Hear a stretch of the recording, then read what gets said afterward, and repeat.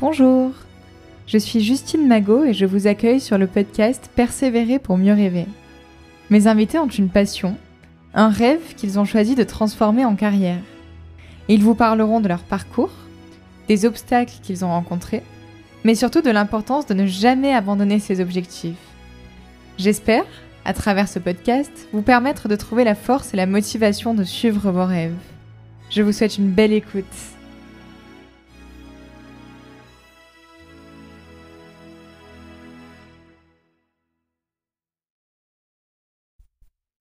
Donc, bonjour Ondine, bienvenue dans le podcast. Merci beaucoup, salut.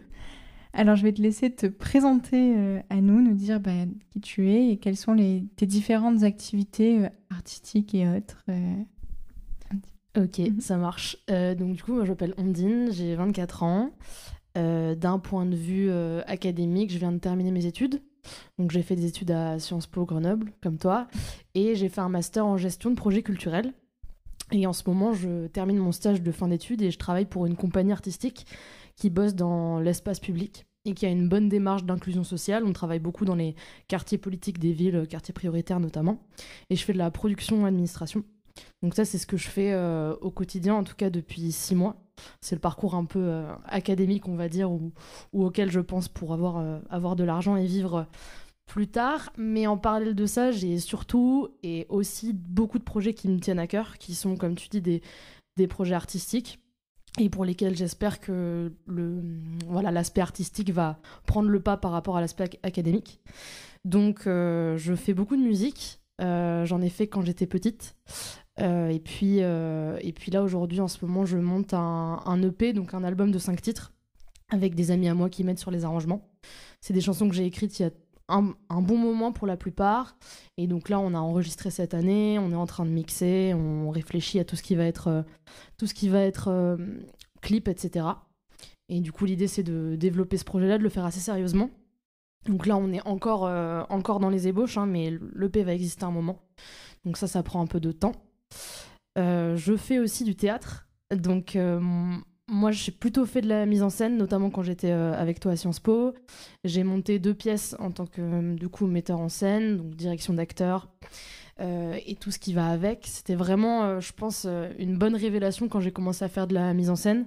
Avant, j'avais joué, j'avais fait le conservatoire, etc. Mais j'ai beaucoup aimé imaginer comment les acteurs ils peuvent parler, comment on peut les amener à faire des nouvelles choses et comment quelqu'un extrêmement timide dans la vie ou va se révéler sur scène, c'est vraiment quelque chose qui m'anime. Donc j'ai un peu poussé ça, j'ai continué et aujourd'hui je travaille pour une compagnie qui s'appelle la compagnie Les Yeux d'Elsa, qui est la compagnie de ma grande sœur, parce que ma sœur elle est chorégraphe, voilà. Et du coup on travaille sur un seul en scène dans ce théâtre et moi je m'occupe plutôt de la partie mise en scène théâtre, parce que donc j'ai pas ou peu de notions en danse, même si j'aime beaucoup ça. Voilà, et le tout nouveau ou le dernier projet en date, c'est un autre projet de théâtre, mais dans lequel je joue cette fois. C'est une pièce qui s'appelle Les Hommes, qui a été écrite par Charlotte Delbo. Pour te dire rapidement la pièce, c'est une pièce qui se passe pendant la période nazie. C'est des résistantes françaises qui sont emprisonnées et qui attendent d'être libérées ou déportées. Et pour tromper l'angoisse, elles vont monter une pièce de théâtre. Donc en fait, c'est du théâtre dans du théâtre. Voilà. Et par chance, c'est une amie qui m'a proposé de rejoindre le projet. Et du coup, ça se joue mi-septembre pour les Journées du matrimoine à Paris. Et du coup, là, je joue. Donc c'est l'occasion d'avoir aussi un rôle et pas être à la mise en scène. Et c'est vrai que ça me plaît énormément. Donc ça, c'est les projets actuels pour te faire un état des lieux global de où j'en suis. Et globalement, j'oscille entre ce travail en production administration dans le cadre de mon stage, que peut-être je poursuivrai après pour d'autres compagnies, et mes projets artistiques. Donc j'essaye de mener de front tout ça, et c'est toujours ce que j'ai fait en fait depuis le collège, le lycée, et depuis mes études. J'ai toujours essayé de mener tout ça de front. Voilà, en gros. Et du coup, tu as commencé à jouer avant de te lancer dans la mise en scène, puis ensuite tu reviens aussi à du jeu mis en scène par d'autres personnes. Qu'est-ce que le fait d'avoir mis en scène t'apporte ou te dérange finalement ensuite au moment où tu deviens qu'actrice et plus metteuse en scène dans une pièce ? C'est super intéressant comme question, parce que du coup ça perturbe un peu ou ça modifie ta vision de l'organisation dans une pièce. Là, le fait, tu vois, d'être passée par de la mise en scène, maintenant, quand je suis dirigée, je me pose un tas de questions. Je me dis, oh, ben, est-ce que moi j'aurais fait ça comme retour? Ah ben tiens, est-ce que le fait qu'elle me fasse ce retour-là, ça me parle en tant qu'actrice? Et du coup, c'est super intéressant parce que je pense que je me sens plus à l'aise dans la mise en scène et je me dis que je pourrais profiter de tout ce qu'elle m'apporte. Je dis elle parce que c'est deux filles formidables d'ailleurs qui sont à la mise en scène. Tout ce qu'elle m'apporte pour moi, le réinjecter dans mes projets et dans mes mises en scène futures. C'est super intéressant, puis ça te décentre quand t'es à la mise en scène. C'est toi qui dois impulser l'énergie, c'est toi qui dois encourager les autres, c'est toi qui dois prendre soin de l'équipe, et personne va prendre soin de toi, en fait. Moi, c'est toujours ce que j'ai ressenti. Sans être drama queen, hein, mais c'est surtout cet aspect-là qu'il y a avant une pièce. Personne va te dire ça va le faire, ça va aller, tout va bien. Non, toi tu t'assois dans un fauteuil, tu dis à tes comédiens vous êtes les meilleurs et t'attends. Et là c'est super intéressant parce que du coup c'est plus à moi de faire ça, c'est plus moi qui fais les échauffements, j'ai quand même concentré sur mon texte, sur le jeu, ce qui est déjà suffisant, mais voilà, je pense que les deux s'apportent et du coup c'est super pour moi tu vois, avant que le projet arrive, je me disais tiens, j'aimerais bien justement rejouer à nouveau pour changer et décentrer le propos. Donc ouais. Et dans ton enfance, donc on va peut-être reprendre un peu chronologiquement parce que j'imagine que t'as pas commencé la mise en scène en même temps que le théâtre. Est-ce que tu peux nous dire à quel moment tout ça est entré dans ta vie, les activités artistiques, et dans quel contexte? Est-ce que tu avais des parents artistes qui t'ont donné cet amour-là? Est-ce que c'est venu tout seul? Sur qui tu t'es basé, qui t'a inspiré à ces différentes étapes-là? Carrément. Moi, j'ai un papa qui est mélomane. Il fait un peu de guitare et il m'a toujours emmenée au concert très petite. Mes premiers concerts, c'était, je pense, Thomas Fersen et Mickey 3D quand j'avais 8 ans. Et c'est des super souvenirs, en fait. Je pense, sur certains aspects, je m'en rappelle vraiment comme si c'était hier. Et ça a été un peu la révélation pour moi de voir des gens sur scène qui pratiquaient, qui donnaient aux gens, en fait. C'est vraiment qui donne, et puis surtout, on oubliait le moment présent, quoi. Donc ça m'a beaucoup, tu vois, marqué. Et puis j'ai été élevée du coup avec beaucoup de musique autour de moi, quoi. Il y avait toujours du son chez moi, etc. Et ma maman, elle est institutrice et elle aime beaucoup les lettres. Donc elle, c'était plus, on va pas cloisonner les deux parce que ça se rejoignait, mais l'aspect théâtre, il a toujours été très présent chez elle. Et notamment avec ses élèves, quoi. Elle a toujours monté des pièces, etc. Donc ils sont pas artistes de profession, mais ils aiment ça, quoi. Puis j'ai été élevée dans un milieu ou dans un quotidien très très ouvert, très très curieux sur tout ce qui a été artistique. Comme je te disais, on m'a amené très vite dans les salles, on m'a fait rencontrer du monde, et donc j'ai commencé la guitare, pareil, aux alentours de 10 ans, tu vois. Et du coup, ça, j'ai continué, puis j'ai toujours chanté. J'ai toujours aimé chanter. J'ai toujours aimé ça. C'était je sais pas, un moyen pour moi de me sentir bien, quoi. J'ai des souvenirs de moi où j'étais sur les pistes de ski, j'avais trop peur et du coup je chantais super fort pour me donner du courage, tu vois, c'est absurde, mais j'avais toujours ce truc-là. Et le théâtre est venu un peu plus tard. Le théâtre est venu, j'en ai fait un peu petite, après plus, puis j'en ai refait vers le collège, lycée, tu vois. Et là, je me suis dit, waouh, c'est super chouette d'interpréter un personnage, d'avoir un propos sur scène. Et ça, c'est un truc qui m'est resté parce que je trouve que, tu vois, ce que je fais dans ma musique aujourd'hui, je crois, en tout cas j'essaye, que ça me ressemble beaucoup. C'est mes textes, c'est mon propos. Et sur scène, quand tu fais du théâtre, pour moi, tu interprètes un personnage, bien sûr qui est inspiré de ta personne, hein. On va pas se mentir, tu t'énerves comme tu t'énerves dans la vie et toutes ces choses-là, mais quand même, t'as une interprétation d'un personnage, beaucoup de travail sur ce personnage-là en général, et c'est ça qui me plaît aussi. C'est que du coup, je pense que je me décentre de ma vie, quoi. Et du coup, je pense que dans mon enfance, c'est ça que je me suis sentie quand j'ai commencé à faire des concerts avec mes premiers groupes, etc. Je me suis dit, bon, en fait, là, tu te sens un peu différente et un peu sans contrainte. C'était l'endroit où je peux tout lâcher, quoi. Puis comme je suis quelqu'un d'assez stressant, angoissé sur plein d'aspects, je pense que c'était un moyen de tout exploser, quoi. Voilà. Ouais, de lâcher un peu les chevaux et de te lancer. Ouais, quoi. c'est ça, je pense, ouais. Et quand tu étais petite, quel était ton caractère? C'est-à-dire, est-ce que, par exemple, ces activités artistiques étaient une bouée de secours ou est-ce que c'était juste un plaisir? Comment tu te percevais parce que je suis pas sûre que tout le monde nous perçoive de la même manière qu'on se perçoit quand on est enfant. Mais comment tu te percevais et dans quel contexte, du coup, ces activités artistiques sont entrées dans ta vie Ouais.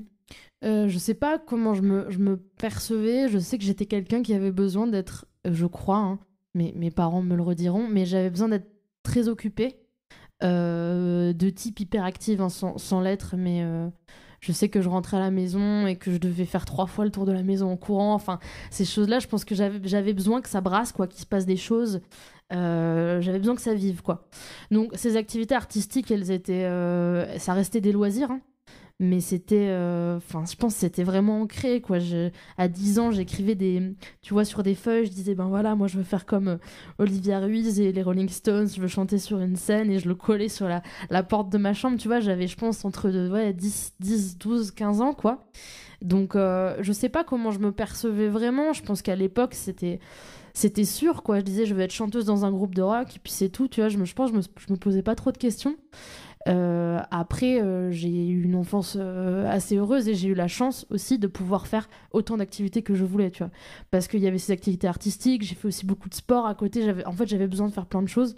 Donc je pense que j'ai eu cette chance-là qui m'a menée à continuer, et aussi j'étais encouragée par mes parents, franchement. Et qu'est-ce qui te faisait rêver dans ce milieu? Alors du coup, c'est une double question parce que tu as à la fois le milieu musical et le milieu du théâtre. Mais est-ce que finalement, c'était la scène, le studio, la fame, le cinéma? À quoi tu pensais quand tu te disais ouais, j'aimerais faire ça quand je serai grande? Ouais. Purée, à quoi je pensais quand j'étais petite? Très bonne question. Je pense que c'était... alors, je pense... C'est ce que je pense aujourd'hui. Est-ce que je le pensais à l'époque? Je ne sais pas, mais je pense que c'était le fait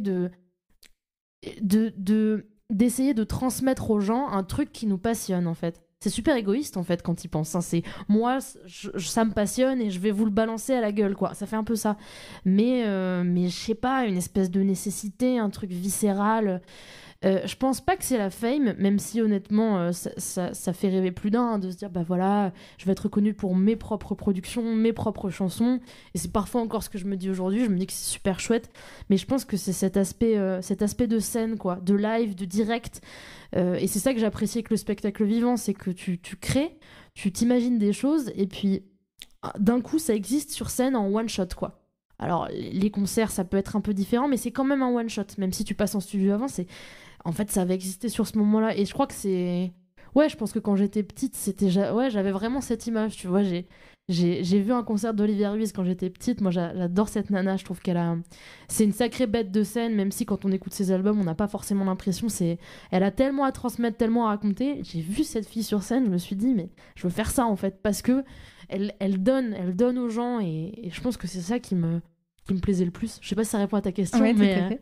Et du coup, tu as mis très tôt des mots sur le fait que tu voulais en faire ta carrière. T'as pas eu d'hésitation Est-ce que tu as hésité parfois, en fait genre au moment où tu rentres à Sciences Po, est-ce que tu sais que tu vas vraiment faire de l'artistique ou tu te laisses les portes ouvertes?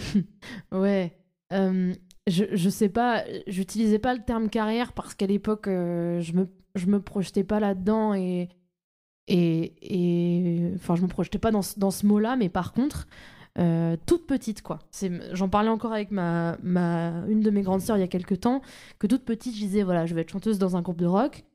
Après, oui, ça a toujours été une nécessité, quoi. Et puis, dans mes premiers groupes, j'étais super investie, fallait y aller, quoi, fallait y aller.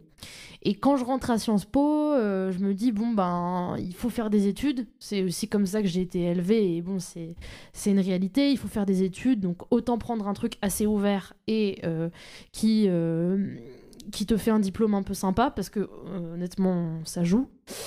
Non, j'ai eu un doute, quoi. J'ai oscillé, tu vois, avant de faire mon master, entre la culture et le droit.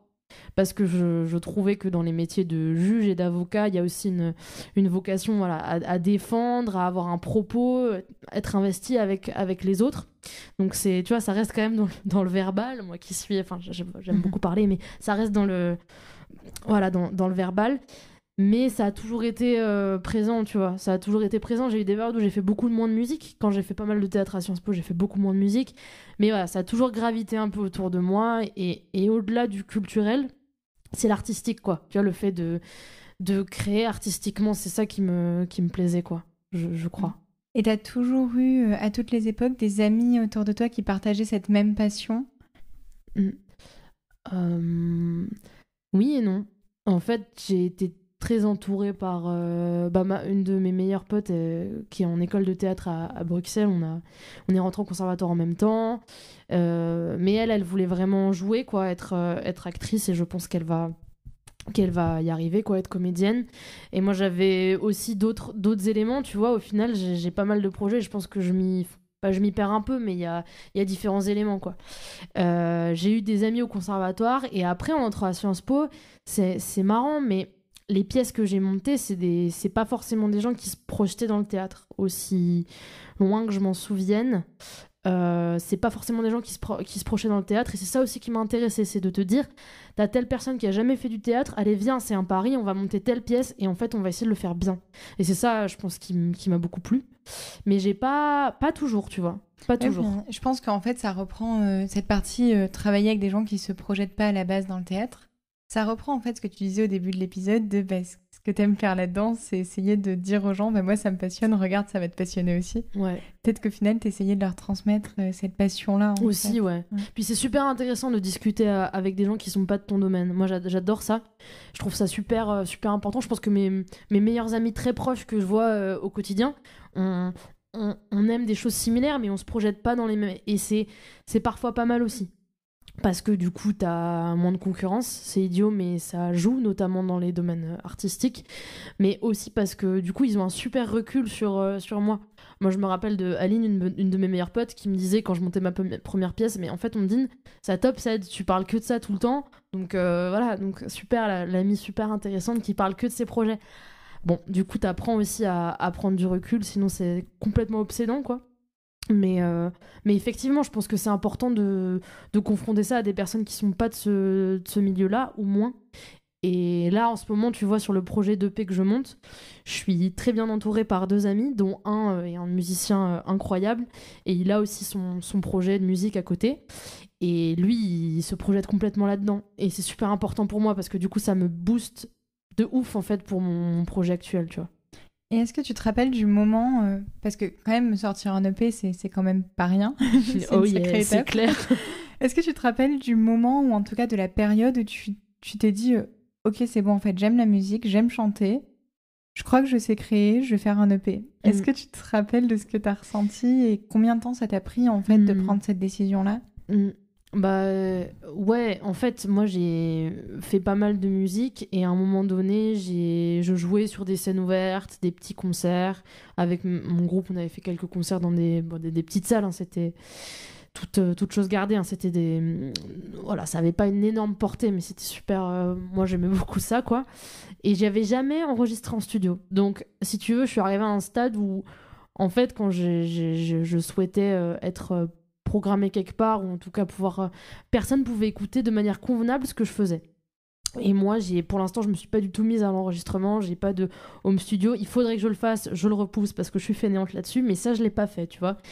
Et donc, je suis arrivée à un moment où je me suis dit, mais il faut que tu te bouges, quoi. Il faut vraiment que tu te bouges pour que tu aies quelque chose d'écoutable et qu'on puisse le développer, et qu'après, avec ça, tu peux essayer de postuler à des tremplins, des choses comme ça. Donc, j'étais un peu coincée. Et puis oui, ça a pris du temps. Ça a pris du temps parce que moi j'ai écrit des chansons qui sont quand même, je pense, assez personnelles, même si j'ai l'ambition, l'envie que ça touche pas mal de monde. J'essaye aussi de parler pour les autres. Ça fait un peu idiot dit comme ça, mais c'est un peu mon envie à travers cette EP. Du coup, ça a mis du temps, et puis voilà, moi j'ai fait pas mal de concerts seul avec ma guitare, et je me disais, mais qui peut être vraiment intéressé par ça? Et puis j'ai une certaine pudeur, c'est assez étonnant, pas quand il y a beaucoup de monde pour chanter, mais face à mes amis proches, j'ai beaucoup de mal. Donc j'en ai parlé à un de mes super potes, et on a commencé à faire les arrangements ensemble, et au début je voulais qu'il y ait personne d'autre quand on travaillait, puis au final tu t'ouvres, et tu commences à bien le vouloir. Ce que j'ai ressenti exactement, je sais pas, mais je pense que je suis arrivée au moment où je me suis dit c'est nécessaire. En fait, c'est nécessaire aussi d'un point de vue pragmatique, mais c'est nécessaire parce que tu te sens là la possibilité. Alors, c'était pas facile, hein. Je suis allée 2 fois en studio. La première fois, j'étais super mal parce que je pense que je me retrouve pas trop au début dans cet exercice. Je préfère le live, le direct, mais bon, le studio, c'est super important. Donc ça a pris du temps. Mais tu vois, là, on est en septembre, ça fait 1 an qu'on travaille sur l'EP. entre tous les arrangements qu'on a fait, on est allé 2 fois en studio. Parce que la première fois, elle nous convenait pas assez, ça arrive. Et là, on n'en est pas sorti. Mais ça, c'est super, ça prend du temps. Et moi, je suis patiente et je me dis, bon, bah, en fait, ça sortira quand nous, on sera content de ce qu'on a fait, quoi. Ouais, tout à fait. Et parce que je pense que dans les personnes qui nous écoutent, il y a justement des personnes qui aiment la musique et qui sont dans cette situation-là où, déjà, tout simplement, ils veulent commencer à jouer, commencer à se faire entendre et tout.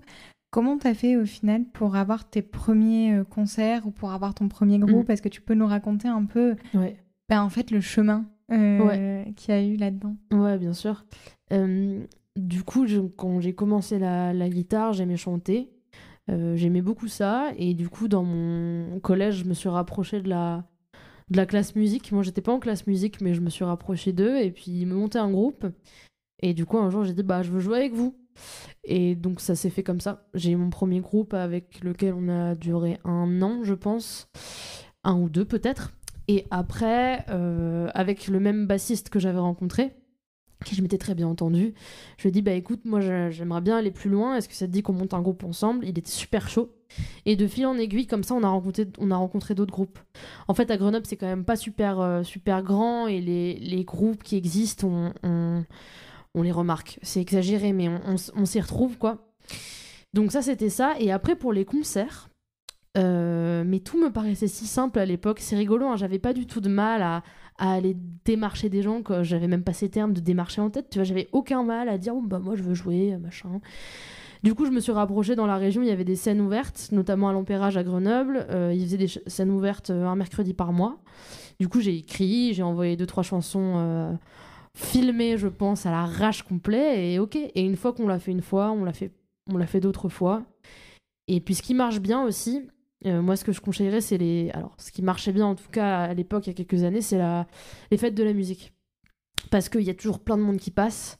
Bon, maintenant, avec le développement des technologies, t'as beaucoup de scènes techno, t'as beaucoup de scènes où ça mixe, mais en tout cas, nous, c'est comme ça qu'on s'est fait repérer pour 1 ou 2 premières parties, par exemple. Donc c'est vraiment ces conseils-là que je donnerais. Et puis aussi, enfin, tant qu'il y a de l'amour de la musique, franchement, on peut tous jouer ensemble. Moi, je pense que j'ai développé une sorte de pudeur et de peur en grandissant, ce qui est assez fou, mais c'est le cas. Je pense qu'on peut jouer ensemble. C'est vraiment un partage de ouf, et du coup, ouais, j'encourage vachement, quoi. Et dans le théâtre, est-ce que tu te rappelles de tes premières pièces, du moment où en fait tu te lances dans le théâtre, déjà, est-ce que quand tu te lances dans le théâtre, tu sais que ça va te plaire, ou est-ce que c'est une activité pour calmer ton hyperactivité? Et sinon, à quel moment tu te dis, mais mon Dieu, mais c'est ça que je veux, c'est ça que je veux faire et je vais jamais réussir à m'arrêter? Ouais. Est-ce que tu t'en rappelles? C'est joliment dit comme ça. Je vais jamais réussir à m'arrêter. Alors, le théâtre, les premières pièces, oui. Et alors, le souvenir est plus flou. J'étais en MJC et je me rappelle que c'était aussi un moment pour retrouver mes potes, honnêtement, pour sortir du lycée où je galérais un peu quand j'étais rentrée au lycée. C'était aussi un moyen de retrouver mes potes. C'était un exutoire, en fait, je pense, honnêtement. C'était un moyen de cracher un truc et de se marrer. Parce qu'en fait, moi, ce que j'aime dans les projets artistiques, c'est rire, quoi. Alors, j'adore transmettre, tu vois, c'est ce que je t'expliquais avant. Mais j'adore me marrer. Là, pour les journées du matrimoine, on rit, alors que c'est une pièce quand même un peu triste, pleine d'espoir, mais un peu triste. Donc, je pense que c'est ce truc-là. Après, sur les premières pièces, bah, il y avait beaucoup de stress, mais en fait, ce stress avant la scène, je l'adore. Je trouve que c'est peut-être un peu maso, mais je pense que je suis quelqu'un de super stressé, et en même temps, j'adore ça parce que ça m'anime, tu vois, ça me secoue, quoi. C'est assez chouette. Voilà sur les premières pièces, quoi. Après, ça a évolué avec le temps, mais je sais pas si je me suis tout de suite dit, tu veux faire ça. Juste, j'ai tenté le conservatoire et par chance, ça a fonctionné. Je sais pas si j'étais sûre de vouloir faire ça, tu vois. De vouloir. D'ailleurs, je suis toujours pas sûre de vouloir être comédienne. Je trouve que je suis pas sûre de vouloir faire une seule voix. J'aime bien ça, mais ça m'est un peu finalement un peu tombé dessus, tu vois, notamment parce que j'avais ma meilleure pote qui en faisait tout le temps. Mais ça a pris du temps avant que ce soit vraiment ce truc de la scène. Je pense que c'est plus venu après avec la mise en scène, tu vois, sur le théâtre. C'est plus venu sur ça. Tu te lances après dans le court-métrage aussi, donc tu réalises, tu peux nous parler un peu de ces projets-là et en fait de comment t'es venue à passer cette barrière-là, parce que c'est quand même une certaine barrière quand on passe en fait, du théâtre au court-métrage, c'est autre chose. En fait, c'est de la technique, c'est plus seulement du jeu. Comment tu passes cette barrière-là? Combien te vient l'opportunité et qu'est-ce que tu ressens, qu'est-ce que tu retiens de ces expériences-là? Ouais. Bah oui, alors c'est de la technique. Il y a de la technique dans le théâtre et il y a de l'artistique dans le cinéma, je pense. Alors moi, il faut savoir qu'en toute honnêteté, en toute transparence, je suis pas une grande cinéphile. J'ai une culture très très limitée en cinéma. Et c'est quelque chose qui me touche pas énormément, ou alors c'est juste que je m'y mets pas et tout ça, c'est bon. Ça me touche moins. Je sais pas trop t'expliquer pourquoi, mais c'est comme ça. Je fais un peu pas la gueule au ciné, mais voilà. Mais j'ai un super ami qui s'appelle Mathis Druel, qui est à Sciences Po aussi. Qu'on entendra dans le podcast. Voilà. Qui voilà, mène tout un tas de projets. Puis lui, il aime beaucoup le cinéma, il aime beaucoup les courts-métrages, il écrit tout un tas de scénarios. Enfin, je sais pas trop ce qu'il fait en ce moment, mais c'est quelqu'un qui s'ennuie pas non plus. Et du coup, il me ramène un peu dans ce projet de court-métrage. En fait, j'ai bossé sur 2 48 heures film project. Donc ça, le concept, c'est t'as la contrainte, t'as des contraintes, t'as un genre drame, fantastique, et t'as 48 heures pour faire un court-métrage, pour le rendre. Donc il m'a ramené dans 2 projets comme ça, et ça m'a trop fait plaisir. J'ai trop aimé faire ça, vraiment, c'était super. J'étais plutôt sur l'artistique, donc dans le sens réalisation. Et un peu gestion, mais surtout réalisation. Comment on passe du théâtre au cinéma? Waouh, très bonne question.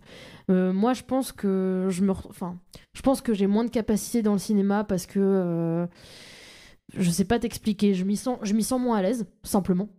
Après, le cinéma, c'est super différent parce que tu vas passer tellement de temps sur une prise pour qu'il y ait la bonne lumière, qu'il y ait la merveilleuse réplique, pour qu'il y ait un tas de choses qui fonctionnent, où moi, j'avais même pas conscience au théâtre.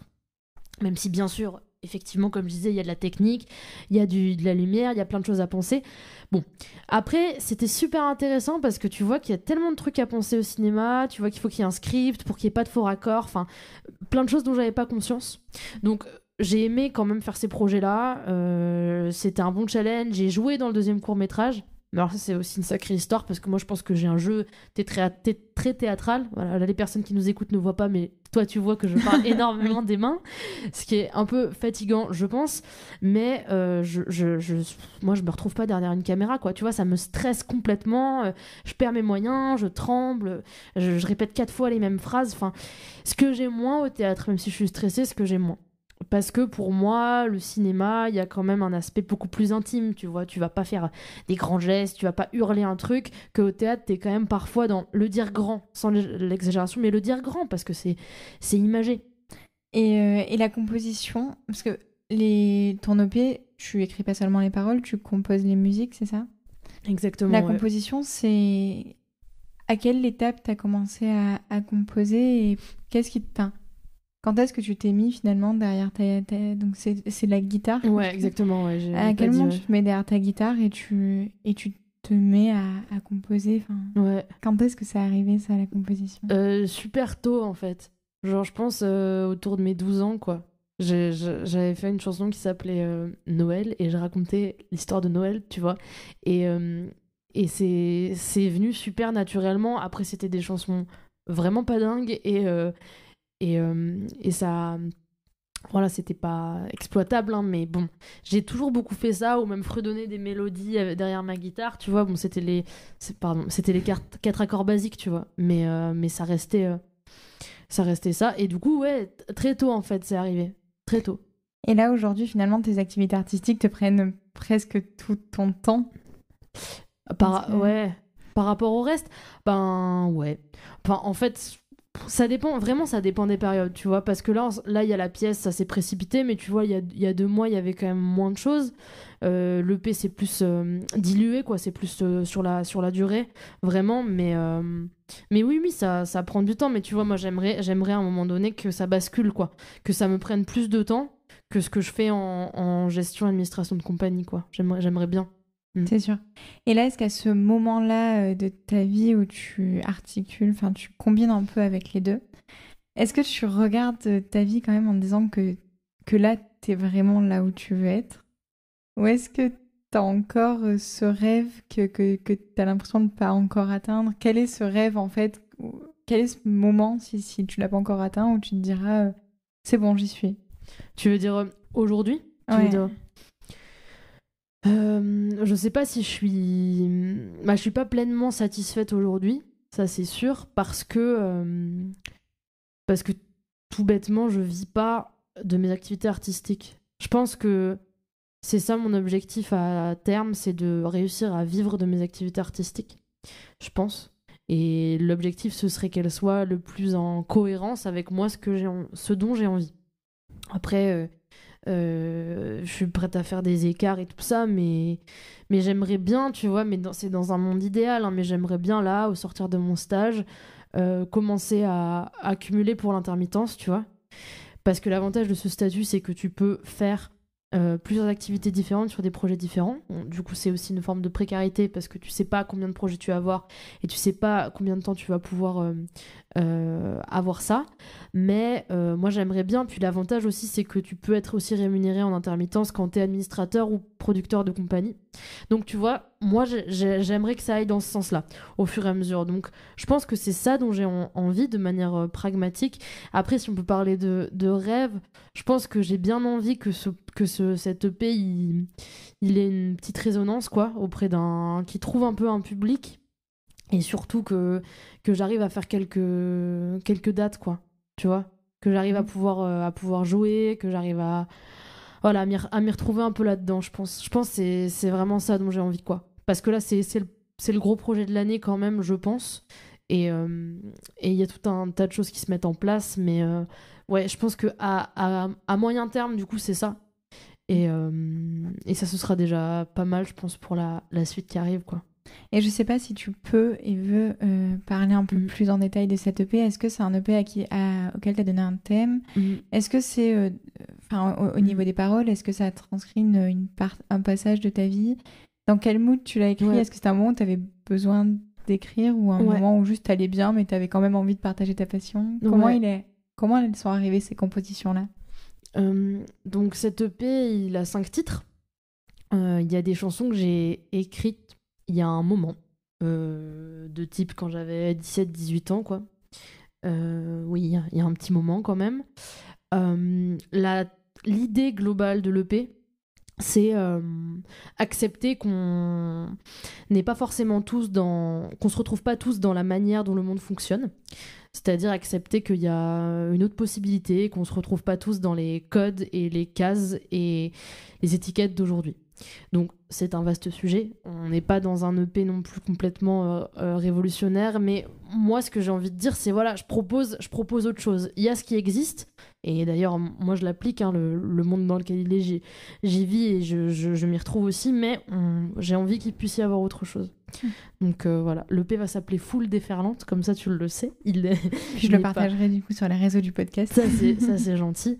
Mais et du coup, à la base, moi je suis guitare-chant. Donc j'ai composé comme ça les chansons, mais je les ai arrangées avec 2 copains à moi principalement. Et du coup c'est un EP qui aura aussi il y aura aussi d'autres instruments, il y aura aussi d'autres choses. Et du coup je l'ai écrit. Alors j'ai pas écrit toutes les chansons au même moment. La dernière je l'ai écrite un mois avant qu'on passe en studio, je pense peut-être un mois et demi. Mais voilà, on est sur cette thématique-là de voilà, il y a possibilité d'avoir autre chose et en fait, je suis aussi la foule, je suis aussi les gens et j'ai envie qu'on puisse se comprendre comme ça, quoi. Voilà, c'est assez vaste, mais tu verras quand il va sortir, le pitch sera plus clair. Et là, si on reprend, alors on va la faire en 2 questions parce qu'on va bien dissocier le théâtre de la musique. Mais admettons, si là aujourd'hui tu devais reprendre quelque chose dans la musique, par exemple, tu pouvais avoir à nouveau 10 ans, est-ce que tu referais guitare-chant? Est-ce que tu t'essaierais à d'autres instruments? Est-ce que tu ferais Ouais. Comment tu reprendrais ça? Est-ce que finalement c'est quelque chose qui te convient de faire guitare-chant? Est-ce que tu ferais quelque chose d'autre? Ben, guitare-chant, c'est assez limité en fait. Moi, j'en ai un peu pas marre parce que j'adore l'intimiste, j'adore l'acoustique. Mais tu vois, je joue de moins en moins seule avec ma guitare. J'ai envie d'aller vers d'autres choses. C'est pour ça que je veux pas que le live que je vais préparer pour l'EP ce soit juste guitare-chant. Je trouve que c'est redondant. Je trouve que, en tout cas, moi, je me sentirais pas à l'aise si j'avais uniquement un live qu'avec le guitare-chant. Après, bon, je fais un tout petit peu de piano, de la basse. J'adore la percu, même si je suis pas super forte. Mais si je devais refaire, bah peut-être que j'apprendrais un autre instrument, tu vois. Mais un truc un peu différent, genre le violon ou le violoncelle, c'est des instruments qui m'ont toujours beaucoup plu. Ma sœur a fait beaucoup de violon, elle joue très bien. Mais là, j'ai pas pris le temps, tu vois, mais peut-être que je vais prendre le temps. Et peut-être la chose que je changerais, c'est que je me bougerai un peu plus et je commencerai à voir comment on enregistre, comme là, toi, t'es en train de faire. Mais j'ai vraiment des mini-notions parce que j'ai des copains qui le font. Moi, j'ai jamais pris le temps, tu vois. Et je pense que là, je vais avoir besoin de pouvoir m'enregistrer un peu, de pouvoir, moi, tester des choses, pas pour que ce soit révélé au grand jour, mais pour moi. Du coup, je pense que si j'avais du temps avant, c'est ça sur lequel j'aimerais travailler, tu vois. Ça va arriver, je pense, un moment, tu vois. Mais là, pour l'instant, je l'ai pas fait. Donc voilà, et peut-être reprendre un peu de cours de chant aussi. Ça me ferait pas de mal, je pense. Ça, t'en avais pris ou t'as commencé toujours seule? J'ai fait beaucoup seule. Youpi, je pensais que je chantais super juste et super bien, tu vois. Et puis j'ai fait des cours de chant pendant 2 ans au conservatoire. Ça m'a appris un peu à placer ma voix, à respirer. D'ailleurs, ça c'était super utile pour le théâtre. Parce que mine de rien, sinon on crie sur scène et on s'égorge la voix, quoi. Mais j'en ai pris un peu. Après, c'est toujours bon d'en refaire. C'est toujours bon d'en refaire aussi parce que ton corps, ça devient un peu ton instrument et la manière dont tu es positionné, la manière dont tu vas avoir ta côte plus coincée. Enfin, en vrai, il y a plein de choses et ça, ouais, tu vois, j'en ai fait un petit peu et c'est ok, tu vois. Mais j'ai pas non plus... je suis pas non plus la personne la plus juste du monde, tu vois. Je chante pas le plus juste... voilà. Mais du coup, c'est un truc sur lequel, ouais, faut bosser. Et je pense que on oublie très vite, mais la voix, en vrai, ça peut se travailler tous les jours, quoi. La voix, c'est sûr, oui. Je pense que ça peut se bosser, bah, comme tout instrument, mais la voix, on oublie. C'est comme les comédiens qui pensent qu'il faut pas s'échauffer. En fait, c'est pas vrai. Il faut le lendemain, t'as plus de voix. Et ouais, je pense que quand on a fait un peu de théâtre, ouais, on connaît l'importance de l'échauffement. T'as plus de voix et tu te sens mieux aussi quand tu t'es échauffé. Tu te sens...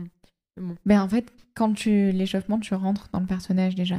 Enfin, tu rentres dans l'activité théâtrale. Tu peux, ouais, exactement, ouais. Et au niveau du théâtre, tu n'as pas commencé tout de suite par le conservatoire. Ouais. Tu as commencé par des cours. Ouais. Est-ce que le conservatoire, c'est quelque chose que tu conseilles peut-être de faire plus tôt, plus tard, plus longtemps? Alors, moi, dans mon souvenir, et je pense que c'est toujours le cas, le conservatoire, tu peux le faire qu'à partir de tes 15 ans. T'as pas des cours, en fait. Il faut déjà être un peu initié. Je le conseille, oui et non, dans le sens où je pense que ça dépend des conservatoires. Moi j'en ai fait un seul, je sais pas du tout, mais oui, moi ça m'a apporté un travail exigeant, tu vois. J'avais quand même entre 8 et 10 heures de cours par semaine la première année, donc c'est quand même pas mal. Mais en soi, ce qui était super chouette, c'est que c'était assez exigeant, quoi. Puis tu traverses pas mal d'auteurs classiques, contemporains. Puis tout le monde est là et tout le monde va faire les trucs. Moi j'étais impressionnée parce qu'avant j'avais été un peu en MJC, j'avais fait un peu d'atelier. Tout le monde fait les trucs en fait. On te dit jette-toi par terre, roule-toi contre un mur. Franchement tout le monde fait et personne se regarde. Moi j'avais cette sensation là. Alors peut-être que c'est très subjectif. Ça j'avais adoré. Donc pour ça je le conseille parce que moi ça m'a décomplexé d'un certain nombre de trucs. Et je pense que c'est aussi grâce à ça que j'ai pu prendre ces éléments et me dire ok, là tu peux grave lâcher sur scène, tu peux grave amener les gens, les comédiens à se lâcher aussi bien dans l'échauffement que dans la suite, tu vois. Ouais. Donc ouais, ça pour ça je peux le conseiller, tu vois. Après il y a plein d'écoles, il y a plein d'éléments différents. Je pense qu'à un moment donné, si t'as envie de faire du théâtre, je pense que c'est chouette de passer par une formation, quoi qu'il arrive, parce que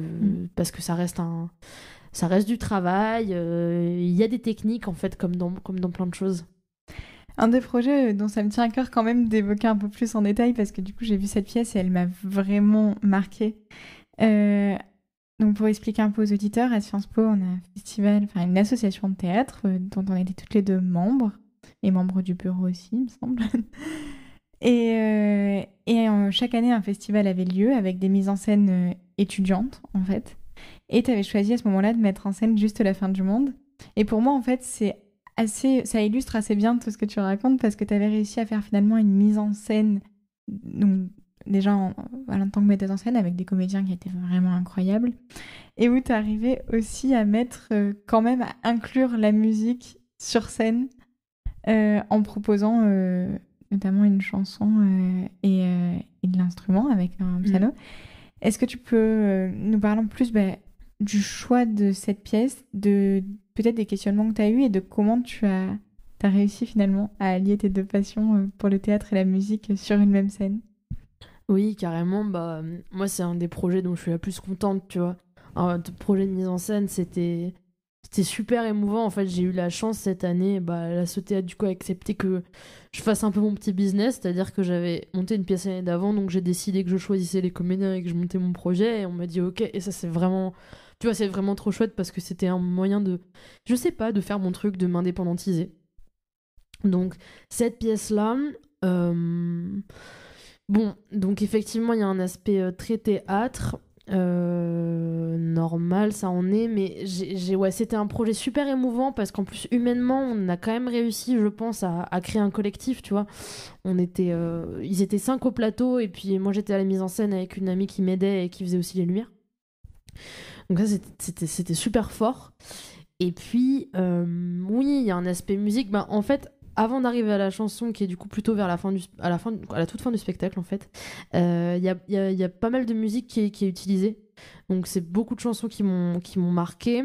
Et ce que j'avais fait, c'est que juste la fin du monde, c'est une pièce quand même. Alors, l'écriture de Jean-Luc Lagarde, c'est quand même super difficile à interpréter. Les comédiens avaient relevé le défi à merveille, mais il finit jamais ses phrases en fait. C'est vraiment du je te dirai, je fais, je ferai. Et donc, toujours, il faut se reprendre. Donc, ça, c'était compliqué à mettre en scène et à interpréter surtout. Et donc, du coup, pour pallier ou pour en tout cas faire un contraste, j'avais, je crois, mis en place certaines scènes où il y avait de la musique et où justement les comédiens allaient marcher sur scène, faire presque des chorégraphies, c'était presque chorégraphié, pour proposer autre chose. Et du coup, j'avais très envie que Rose chante, parce que Rose, elle adore chanter, elle chante très très bien, et je sais plus comment ça m'est venu, mais cette chanson était une chanson d'Émilie Loiseau, qui est une super chanteuse, et puis elle fait souvent des sortes de berceuses au piano en fait. Je crois que souvent sur ses albums, elle a enregistré des chansons même avec des pianos qui, tu vois, étaient un peu vieux, pas forcément un côté très brut, quoi, que moi j'aimais bien. Et puis cette pièce, elle est tellement brutale, quoi, sur les thématiques de la famille, sur comment on se parle, les non-dits, tu vois, c'est vraiment ça rejoint un peu la thématique de l'EP sur lequel je travaille, parce que c'est vraiment les non-dits, en fait, le fait qu'on se parle pas, que du coup on n'arrive pas tous à fonctionner dans un fonctionnement familial normal, donc c'est aller vers autre chose. Enfin, pour moi, ça se rejoint complètement. Et donc du coup, je pense que c'était trop brut pour moi, pour nous, de terminer comme ça, là. Ciao, au revoir. Du coup, elle avait chanté, ouais. Elle avait chanté avec le comédien principal en avant-scène. Et je sais plus comment ça m'était venu, honnêtement. Mais c'est comme ça que je fais dans le travail de mise en scène. C'est que souvent, je prépare des exercices et au final, on fait autre chose parce que là, j'ai une idée et tout, et je propose un truc. Mais je sais pas, toi, en tout cas, ce qui t'avait marqué sur cette chanson de fin, mais je crois que les gens l'avaient retenu aussi. Ouais. Moi, ce qui m'avait marqué, c'est qu'on arrive justement, comme tu dis, sur une pièce qui est très chargée émotionnellement, où on est complètement transporté et on pense qu'on a terminé, on est quasiment déjà tous en larmes. Et on a une chanson magnifique sur une voix magnifique avec, voilà, comme tu dis, le comédien en avant-scène. Et en fait, tu dis, ça, même là, quand on arrive au bout de l'émotion, ça se termine encore pas et on arrive encore à nous faire monter encore au-dessus au niveau des émotions. Je pense que c'est ça qui nous avait vraiment marqué et qui était vraiment aussi novateur au niveau du festival. Parce que je pense que c'est un festival qui s'ouvrait à un public qui n'allait pas forcément au théâtre de manière générale, qui n'était pas forcément familier à ça. Et du coup, c'était peut-être probablement la première fois pour beaucoup de personnes qu'on voyait une mise en scène aussi poussée et qui mélangeait autant de styles différents, en fait, avec la musique et le théâtre. Donc, je pense que c'était ça. Et je pense, tu vois, c'est super chouette ce projet, et que j'ai eu l'opportunité de le faire parce que ça m'a permis de tester plein de choses. Et il y a typiquement, il y a une scène où dans cette pièce, une scène super violente où les membres de la famille s'engueulent pour une histoire de café, en fait, ça cache d'autres choses derrière. Moi, c'est un truc sur lesquels, enfin, tu vois, dans la vie, comment on se parle, c'est un truc qui me violente de ouf. Quand on va mal me parler, c'est horrible. J'ai une fixette là-dessus, tu vois. Et du coup, c'est une scène qui est super violente. Et je sais pas, ils étaient en train de jouer et à un moment donné, on a pété un plomb et je leur ai dit, bah, regardez le public au lieu de vous regarder vous. Du coup, alors, pour le décrire de voix et sans le voir, on a des comédiens qui se parlent super mal, mais de manière très rapide, tu vois, des répliques très précises, et du coup, c'était tourné vers le public. Du coup, d'un coup, en fait, on fait, mais waouh, mais qu'est-ce qui se passe? Et en fait, moi, j'ai eu pas mal de retours comme quoi cette scène, elle marchait bien.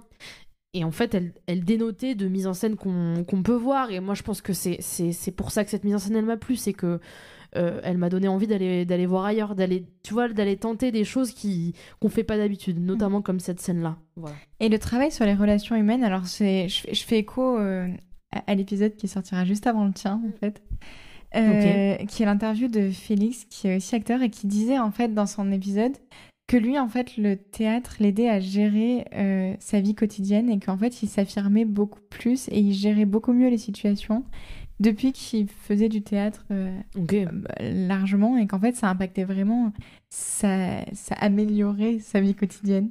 Est-ce que toi c'est quelque chose que tu ressens aussi? Je sais pas si ça améliore ma vie quotidienne.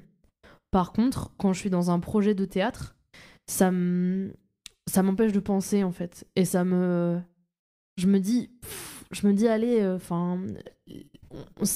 ça vaut pas la peine qu'on se prenne la tête, qu'on se brouille sur des choses, autant se donner à fond dans ce projet et donner aux gens, encore une fois. C'est une nécessité en fait. C'est une nécessité parce que ça me passionne, mais c'est aussi une nécessité parce que je sais pas, j'en ai besoin, puis je me sens super vivre, je me sens super à ma place en fait dans lequel je me sens bien, hein, mais dans un projet artistique théâtral, je me sens super à ma place, et c'est ce qui se passe en ce moment avec le projet des journées du matrimoine, tu vois. Je me sens super super investie, super bien, et quand on fait des répètes de 3 heures, 4 heures, il y a plus que ça, tu vois. J'oublie mon téléphone, j'oublie tout, et ça je trouve d'équivalent nulle part. En fait, voilà. Dans la scène, les répètes compris, mais la scène, je trouve d'équivalent nulle part. Dans rien de ce que je fais. Et du coup, c'est pour ça que c'est une nécessité quelque part, tu vois. C'est que c'est situé à cet endroit-là. Et ça, je veux jamais que ça s'arrête, tu vois. Vraiment, j'ai même du mal à le définir, mais c'est trop chouette, en fait, que j'ai de la chance, en fait, d'avoir ce truc-là, je pense, tu vois. Ouais, mais en fait, finalement, la scène, c'est ta maison, quoi. Enfin, c'est ton foyer. Pourtant, c'est marrant, parce que c'est quand même l'endroit où les gens te regardent, tu vois. Ouais. C'est quand même l'endroit où les gens te regardent, où les gens peuvent te juger. On l'espère pas, mais c'est quand même le cas. Mais moi, j'adore, en fait. C'est marrant, j'adore proposer un truc, quoi. J'adore... Ouais, c'est un endroit, et c'est pour ça que je suis friande de projets, tu vois. Je suis friande d'essayer. J'adore, là, au théâtre, être dirigée.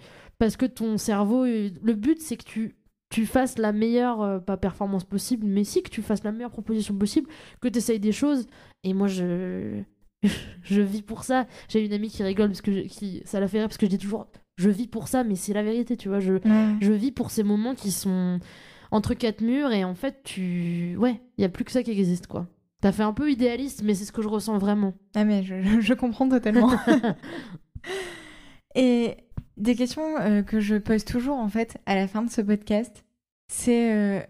là, voilà, maintenant, ça fait des années que tout ça fait partie de ta vie. Au final, peut-être que même certains jours, ou même... Je pense peut-être la plupart du temps, tu te rends même plus compte que ça fait autant partie de ta vie, parce que ça devient en fait finalement un peu le quotidien, et on se définit pas forcément par ce qu'on fait tous les jours. Mais si toi, là, en regardant, enfin en faisant un peu un throwback sur ta vie, tu te retrouvais en face de toi, enfant, qui commence, le moment où tu commences un peu la guitare et tu commences à découvrir tout ça, là, avec toutes ces années-là d'expérience, qu'est-ce que tu te dirais?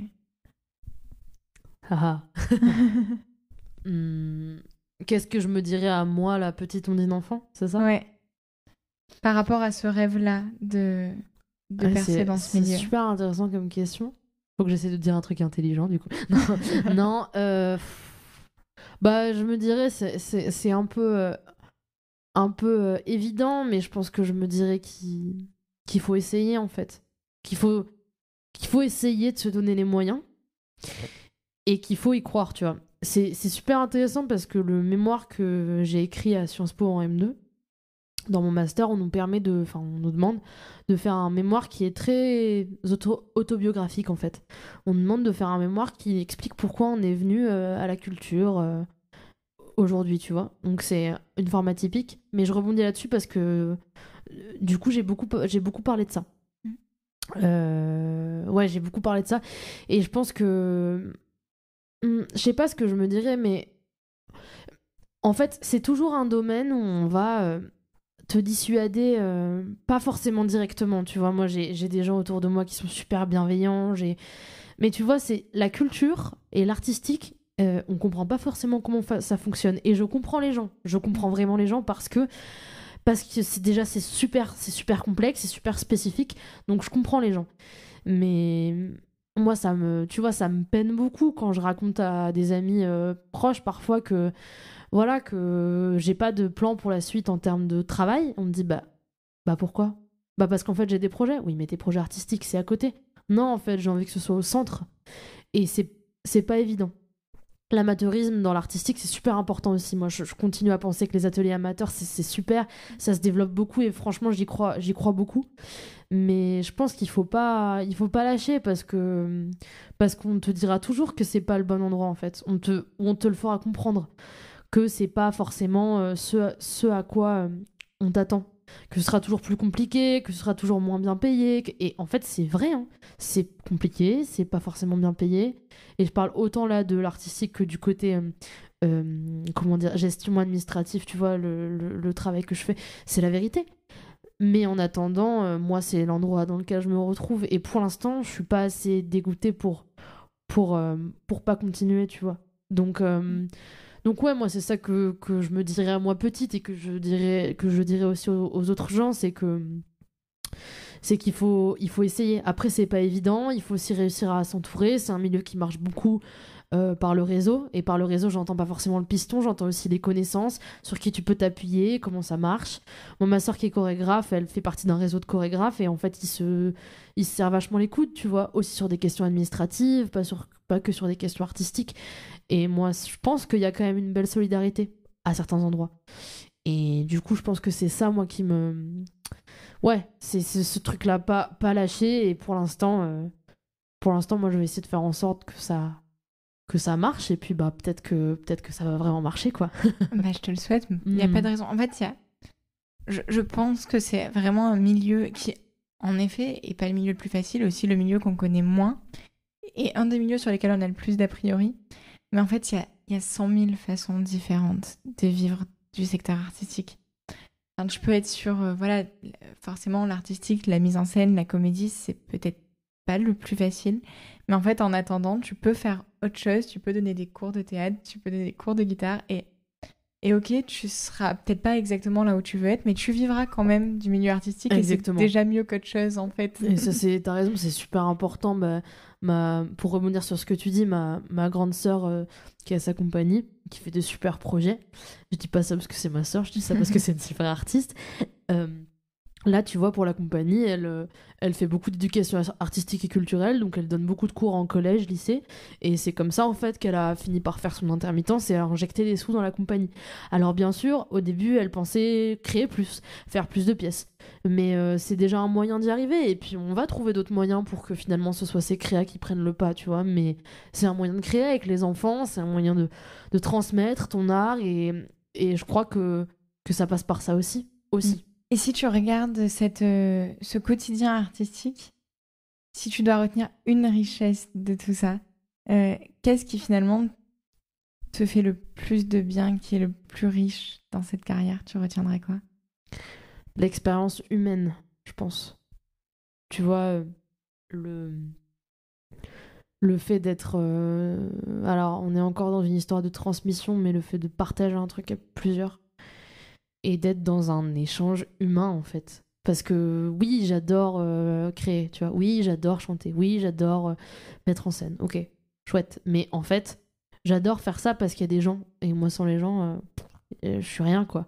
Donc, ce que j'aime, c'est ce moment avant d'entrer sur scène où tu prends la main de la personne avec qui tu vas jouer et tu dis, ça va être ouf.